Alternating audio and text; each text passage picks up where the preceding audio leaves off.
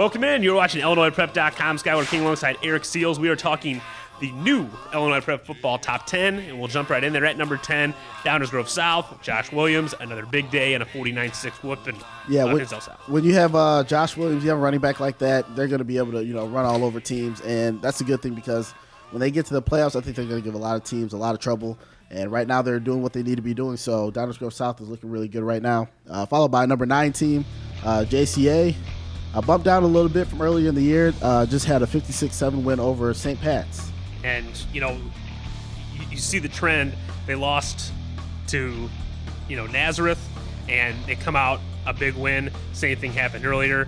And, yeah, JCA still got to be one of the favorites for a state championship. Number 8, Mount Carmel. Another bump in conference. They will not factor in to the Catholic Blue title chase. Rita and Loyola will settle that next week. But, Frank Lenti still got a great squad. Yeah, I mean, whenever these two teams match up, it's a flip of the coin. I don't care how good or bad one of the teams is doing this year. When they come and play each other, they're always giving each other an A game. St. Rita got it this year with a 17-7 win. And, this is, St. Rita at the beginning of the year started a little slow. We talked to Todd Kuska when we were down there in East St. Louis. And he said, we're young right now, but we're going to get it together, which is obviously our number 7 team, St. Rita. And this is their first appearance. Carmel got bumped out after the loss to Marist. St. Rita makes their first appearance undefeated in the state of Illinois. They only lost that game we were at against Memphis Whitehaven 7-0. Mm-hmm. So definitely a team to be reckoned with going forward. At 6, Prairie Ridge, sort of like Maine South. They're sort of under the radar up north and just blowing teams out every week. And definitely looks strong for the playoffs coming up. Yeah, they put a 55-19 hurting on McHenry. And this is one of those teams that the type of people that they play throughout the year, maybe not as high as competition who they'll be playing in the playoffs. So they have to be putting a hurting on teams like Maine South does. And so the thing about Prairie Ridge is they're doing what they have to be doing in the regular season. So they're doing a good job. Followed by number 5, we have Bolingbrook. Put a big hurting 45-0 on Lincoln Way Central. And it's just unfair in that between Lincoln Way East and Bolingbrook. It's unfair for everyone else in that conference. It is, and it's. I mean, Bolingbrook is a very talented team, and in my opinion, maybe the most talented team in the state. I'm not going to disagree with you because the talent they have on offense and defense, they can really put a hurt on a lot of people. They just still need to continue to come together. They still have some bonding that they need to do to come together as a team when they're down. So. And speaking of Lincoln Way East, they are ahead of Bolingbrook at number 4 by virtue of that win, and we talked about it. It's unfair in that conference, and Lincoln Way East proved it against Joliet Central. Yeah, 42-0. Ouch. I mean, both of these teams are shutouts. I mean, yeah, they're shutting out the teams, and these are teams that I think are saying, okay, it's time to get ready for the playoffs. Bolingbrook can't get the conference championship anymore.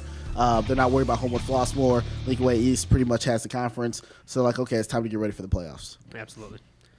Followed by Loyola, 20-13 over Brother Rice. I think it had a lot of people shocked. Malcolm Weaver. Brother Rice is giving everyone a shot. They're giving everybody the A+ game. Malcolm Weaver didn't play. Right. I don't know if it was a full game or part of the game, but again, that's something that we saw earlier in the year. And if Loyola doesn't have Malcolm Weaver in the game, they're a completely different team. Right. But after he didn't play earlier in the year, he showed up. Big win over Mount Carmel. That's true. So you got to believe that he's showing up with the conference title on the line against the Mustangs. Without a doubt. And, yeah, I mean, Loyola is just that team. They've won impressively, but against some of these tough conference opponents, they just find ways to get it done. Yep. Number 2, Glenbard West. Talk about putting a hurt. Where are you at, Dukes? We got called out for not giving York enough respect by a poster early in the season. Don't turn the ball over 6 times against Tommy Shutt and company. And don't allow them to capitalize on every time you turn over the ball. I mean, wow. That I think is that the biggest win that they've had in that conference compared to everybody else? I mean, even the Proviso schools? Probably. Yeah, I mean, eye of the tiger for the Hilltoppers because, again, we talked about Prairie Ridge, we talked about Maine South. They just blow folk out. Yep. Speaking of Maine South. Yeah, speaking of Maine South. 49-0 win over Waukegan. Wow, there's a lot of shutouts this week. And, it's that time of the year. But, this is the time when you want to be rounding into form. The best of your game. You don't want to be too early, don't want to be too late. So right at the end of the season, it's playoff time now. You lose, you're out, And so Maine South, again, Coach Sarah's got his team doing what they need to be doing.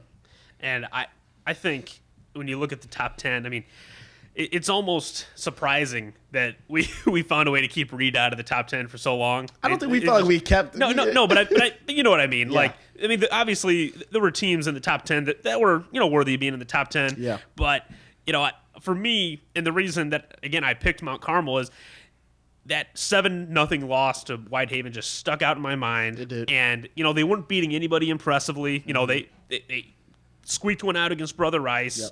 And, it squeaked out a couple. But, on the biggest stage of the year, they found a way to get it done. And that's when you got to give them more points for that. Right. Because, it's that time of the year. You're playing the big team, so they're stepping up to the competition. So they definitely deserve to be in the top 10 now, without a doubt. And definitely a program that, regardless of their record, expects to step on the field and win football games every week. Without a doubt. Any impressions from you? Seeing a lot of shutouts, that's definitely very interesting. I think, when you look at our top 5, I'm talking to people randomly, and I think a lot of people aren't as impressed with Glenbard West this year. And I don't know particularly what the reason is. It might be based off of the fact that, they didn't have as many big games because of Wheaton South earlier in the year and stuff like that. But I mean, I think Maine South and Glenbard West are both in the same situation where a lot of people don't think Maine South should be number 1 too. Right. They're both those conferences aren't as impressive. Like when you look at quality wins, I guess, so to speak, Loyola would probably be the number 1 team in the state. Yeah.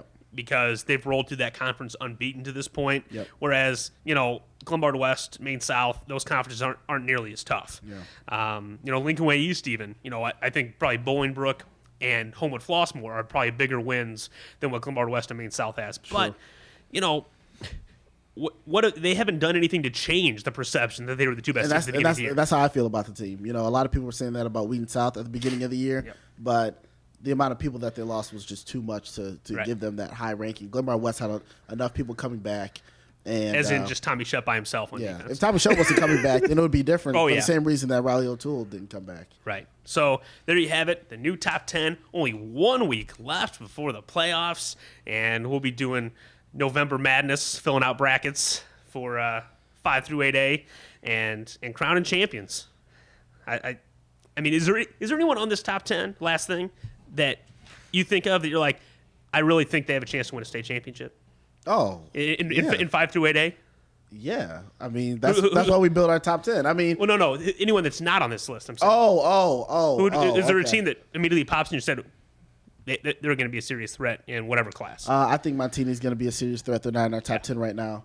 They're creeping back. Got the quarterback back. 11 billion touchdown passes. 11 billion, exactly. 75 nothing. Yeah. So with 11 billion touchdown, Montini, who else? I don't know about Geneva or Batavia, Crete-Moni. I don't know. There's some of our teams right on the verge. Montini is the one that sticks out of my head. Yeah. I mean, when you're back-to-back champs, you got to have a chance, right? Yeah. So that'll do it. Until next week, when we'll be doing our final regular season top 10. For Eric Seals, I'm Skylar King. We'll see you next time at IllinoisPrep.com.